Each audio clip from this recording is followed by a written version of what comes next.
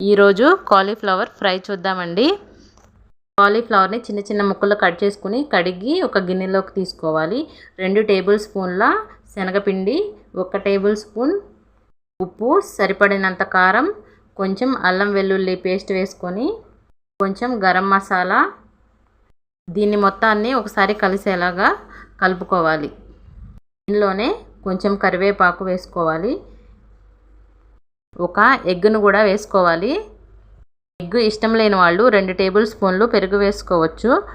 వేసిన తర్వాత ఈ మిక్స్చర్ మొత్తం బాగా కలుపుకోవాలి. ఒక చెక్క నిమ్మరసం కూడా పిండుకోవాలి. ఇది మిక్స్ చేసుకున్న తర్వాత ఒక 5 to 10 మినిట్స్ దీనికి రెస్ట్ ఇచ్చేసి డీప్ ఫ్రైకి సరిపడా ఆయిల్ స్టవ్ మీద పెట్టుకోవాలి.